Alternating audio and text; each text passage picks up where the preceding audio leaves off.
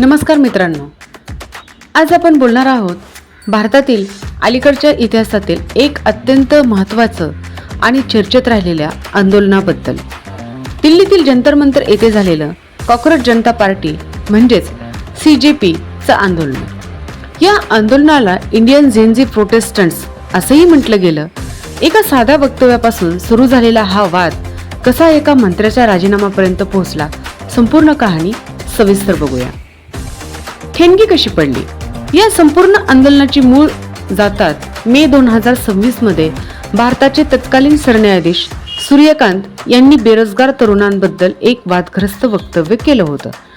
त्यांनी बेरोजगार युवकांची तुलना थेट झुरळं आणि समाजाचे परजीवी अशी केली. ही वक्तव्य 15 मे रोजी आलं आणि क्षणार्धात सोशल मीडियावर संतापाची लाट उसळली. तरुणाईने हा अपमान वैयक्तिकरित्या घेतला आणि याच रागातून एक नवा प्रयोग जन्माला आला. 16 मे 2026 रोजी अभिजित दिपके, जे पूर्वी आम आदमी पक्षासोबत काम करणारे डिजिटल कम्युनिकेशन स्ट्रॅटेजिस्ट होते, त्यांनी कॉकरोच जनता पार्टी म्हणजे CJP या नावाचे एक उपहासात्मक सटायरिकल राजकीय चळवळ सुरू केली. बेरोजगार आणि आळशी तरुणांचा आवाज ही या पक्षाची घोषणा होती. सुरुवातीला हे केवळ सोशल मीडिया पुरतं मर्यादित होतं. मीम्स, व्हिडिओज आणि उपहासात्मक पोस्टच्या माध्यमातून सरकार आणि व्यवस्थेवर टीका केली जात होती. शैक्षणिक घोटाळ्याची भर. पण या डिजिटल रागाला रस्त्यावर उतरण्याचं खरं कारण ठरलं ते 2026 सालातील दोन मोठे शैक्षणिक घोटाळे.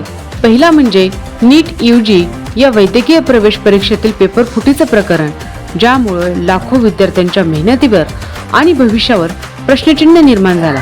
दुसरा घोटाळा होता CBSEच्या ऑन स्क्रीन मूल्यांकन आणि पुनर्मूल्यांकन प्रक्रियेतील गोंधळ, ज्यामुळे हजारो विद्यार्थी आपल्या निकालाच्या प्रतीक्षेत महिनोमहिने अडकून पडले होते. या दोन्ही घटनांमुळे विद्यार्थ्यांमध्ये आधीच धुमसत असलेला असंतोष अधिकच वाढला. शिक्षण व्यवस्थेवरचा विश्वास डळमळीत झाला आणि याच पार्श्वभूमीवर CJPच्या ऑनलाईन चळवळीला मोठा जनाधार मिळू लागला. वांगचुक यांचं उपोषण आंदोलनाला मिळालेली धार. या आंदोलनाला खरा टर्निंग पॉइंट मिळाला जेव्हा लडाखचे प्रसिद्ध अभियंता, शिक्षण तज्ज्ञ आणि सामाजिक कार्यकर्ते सोनम वांगचुक यांनी 28 जून रोजी जंतर मंतर येथे अनिश्चित काळासाठी उपोषण सुरू केलं. वांगचुक हे आधीच लडाखच्या पर्यावरण आणि शिक्षण सुधारणासाठी ओळखले जाणारे नाव होतं. त्यामुळे त्यांच्या सहभागामुळे या आंदोलनाला राष्ट्रीय आणि आंतरराष्ट्रीय पातळीवरही मोठं लक्ष वेधलं गेलं. वांगचुक यांच्या उपोषणामुळे आंदोलनस्थळी गर्दी झपाट्याने वाढू लागली. विरोधी पक्षाचे अनेक नेते, सामाजिक कार्यकर्ते आणि चित्रपटसृष्टीतील प्रसिद्ध व्यक्तिमत्व हे पाठिंबा देण्यासाठी जंतर मंतरला भेट देऊ लागले.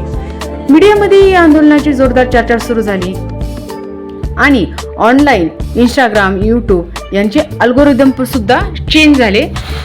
26 दिवस चाललेलं वांगचुक यांचं उपोषण अखेर सरकारकडून मिळालेल्या आश्वासनानंतर 23 आणि 24 जुलै रोजी संपुष्टात आलं. यानंतर वाटाघाटीचे एक महत्त्वाचे पर्व सुरू झाले. 24 जुलै रोजी CJPच्या प्रतिनिधींनी केंद्रीय मंत्री JP नड्डा आणि डॉक्टर जितेंद्र सिंह यांच्यासोबत सविस्तर चर्चा केली. या चर्चेत CJPचे 3 प्रमुख आणि बिनशर्त मागण्या मांडल्या गेल्या. 1. शिक्षण मंत्री धर्मेंद्र प्रधान यांनी राजीनामा द्यावा. 2. प्रभावित विद्यार्थ्यांना योग्य नुकसान भरपाई मिळावी. आणि 3. आंदोलनादरम्यान दाखल झालेले सर्व FIR मागे घेण्यात यावे. ज्यावेळेस हे आंदोलन हे संसदेकडे चाललं होतं, हा मोर्चा ज्यावेळेस संसदेकडे चालला होता, त्यावेळेस विद्यार्थ्यांना लाठी चार्ज पण खावा लागला. त्यावेळेस खूप धरपकड झाली, विद्यार्थ्यांना जखमा झाल्या. काही विद्यार्थ्यांचे तर एका विद्यार्थ्याचा तर डोळा पण गेला.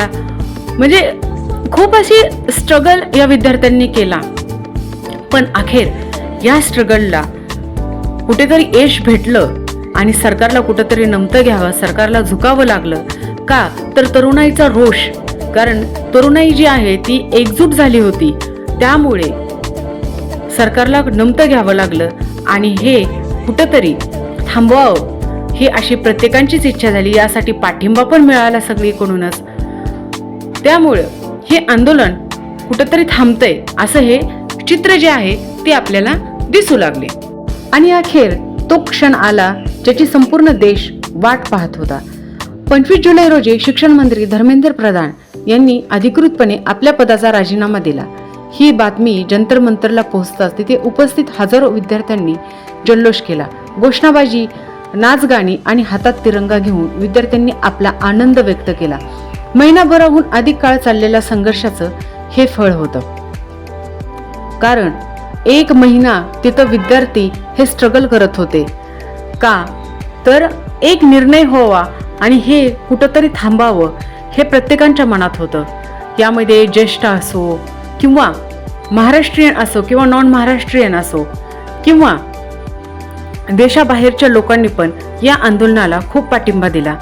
तर त्यासाठी असं पण म्हणण्यात आलं की देशाबाहेरून पाठिंबा देत आहेत म्हणजेच हे जे अभिजित दिपके आहेत हे अमेरिकेमध्ये राहत होते, सो दॅट त्यांना तिकडून काहीतरी पुरावा पाठपुरावा असेल किंवा तिकडून फंडिंग होत असेल असं पण एक गट म्हणत होता.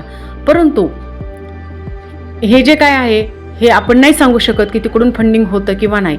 पण एक चांगली बाजू जर आपण पाहिली तर हा जो भ्रष्टाचार होत आहे, प्रत्येकच गोष्टीमध्ये भ्रष्टाचार होत आहे.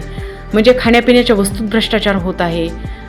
सगळ्याच गोष्टी म्हणजे आपण विचार पण करू शकत नाही ह्या प्रत्येक गोष्टीमध्ये भ्रष्टाचार होत आहे.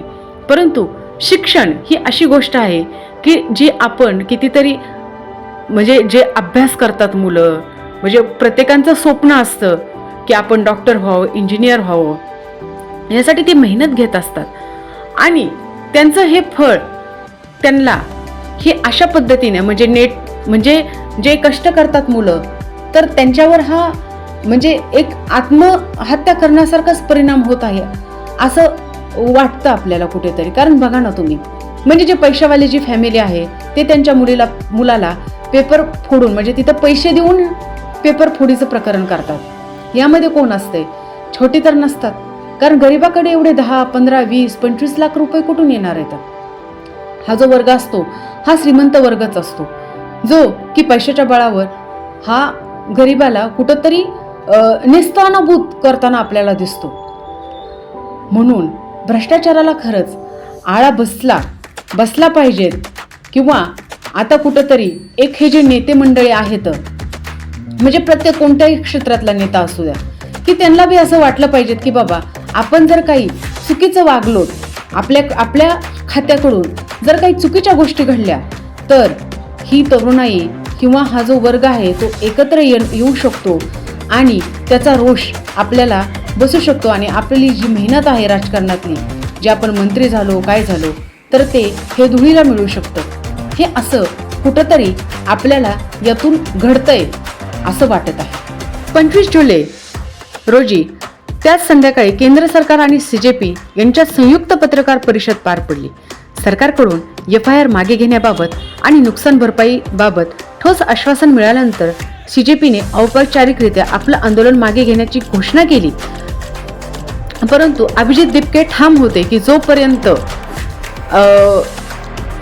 धर्मेंद्र प्रधानजींचा राजीनामा जोपर्यंत राज्यपालांकडे सुपूर्त होत नाही तोपर्यंत जंतर मंतरवरून एकही कुठेही जाणार नाही. आणि तसंच घडलं. ज्यावेळेस धर्मेंद्र प्रधान यांनी अधिकृतपणे घोषणा केली की राजीनामा दिला, हे राज्यपालाकडे ज्यावेळेस सुपूर्त केलं त्यावेळेसच जंतर मंतरवरील जी गर्दी होती ती ओसरायला सुरुवात झाली. मेट्रोचे बंद असलेले दरवाजे पुन्हा उघडण्यात आले आणि हळूहळू गर्दी पांगू लागली. हे आंदोलन अनेक अर्थाने वेगळं आणि लक्षवेधी ठरलं. सर्वप्रथम याची सुरुवात एका गंभीर राजकीय मागणीने नव्हे तर एका उपहासात्मक, व्यंग्यात्मक सोशल मीडिया चळवळीतून झाली. आणि सोशल मीडियाची ताकद खरंच ही सगळ्यांना समजली की सोशल मीडिया काय करू शकते. आणि तरीही ती देशातील एका मोठ्या विद्यार्थी आंदोलनात रूपांतरित झाली. दुसरं म्हणजे सोनम वांगचुक यांच्यासारख्या विश्वासार्ह व्यक्तिमत्वाच्या सहभागामुळे या आंदोलनाला नैतिक बळ मिळालं. आणि तिसरं, महिनाभराच्या आत सरकारला एका वरिष्ठ मंत्र्याचा राजीनामा घ्यावा लागला. हे भारतीय राजकारणात दुर्मिळ मानलं जातं. आणि जे म्हणलं जात होतं की या सरकारमध्ये राजीनामा हे घेतले जात नाहीत, परंतु हे जे आहे ते घडलं आणि एक राजीनामा घ्यावा लागला. तरुणाईने सोशल मीडियाचा वापर करून केलेली ही संघटनात्मक ताकद आणि झुरळ या अपमानास्पद शब्दालाच आपल्या चळवळीचं प्रतीक बनवण्याची खेळी, या दोन्ही गोष्टीमुळे हे आंदोलन येणाऱ्या काळातही अभ्यासाचा विषय राहील. तर मित्रांनो, अशाच प्रकारे एका अपमानास्पद वक्तव्यापासून सुरू झालेला हा प्रवास अनेक वळणं घेत एका मंत्र्याचा राजीनामापर्यंत पोहोचला. झुरळ म्हणून हिणवल्या गेलेल्या तरुणाईने आपल्या एकजुटीने आणि चिकाटीने हे दाखवून दिलं की आवाज उठवला तर सत्तेलाही झुकावं लागतं. कारण एवढी मोठी तरुणाई ही एका ठिकाणी असताना पण काही वेगळी गोष्ट घडली नाही कुठं तिथं, म्हणजे एखाद्या मुलीची छेड काढली तरुणाने किंवा काही वेगळा प्रसंग घडला किंवा काय, असं काहीही ऐकलं नाही. जो जंतर मंतरवर नाही म्हणलं तरी 5-10 लाख विद्यार्थी होते. त्या विद्यार्थ्यांची खरंच एकजूट ही खरंच आपल्याला त्याला खरंच खूप वेगळं महत्त्व आहे. कारण अशी एकजूट होणं ही अशक्य गोष्ट आहे. कारण यामध्ये कुठेही असं नव्हतं की आम्ही तुम्हाला पैसे देतो किंवा काय करतो की काय, असं काहीच नव्हतं. हे प्रत्येकजण हे आपल्या स्वतःसाठी किंवा येणाऱ्या पिढीसाठी, आपल्या भाऊ बहिणीसाठी हे लढत होते. तुम्हाला हा व्हिडिओ कसा वाटला हे कमेंटमध्ये नक्की सांगा. व्हिडिओ आवडल्यास लाईक करा आणि अशाच महत्त्वाच्या घडामोडीसाठी चॅनलला सबस्क्राईब करायला विसरू नका. धन्यवाद. आणि अजून एक अभिजित तिपके यांनी म्हटलेलं आहे, ज्यावेळेस धर्मेंद्र प्रधाननी राजीनामा दिला त्यावेळेस अभिजित तिपकेंचं एक वक्तव्य खरंच एक सांगून जातं सर्व काही. त्यांनी एकाच वाक्यात संपूर्ण जे आंदोलन आहे त्याचा एकाच वाक्यात त्यांनी अर्थ तिथं मांडलेला आहे की दुनिया झुकती है, बस झुकाने वाला चाहिए. धन्यवाद.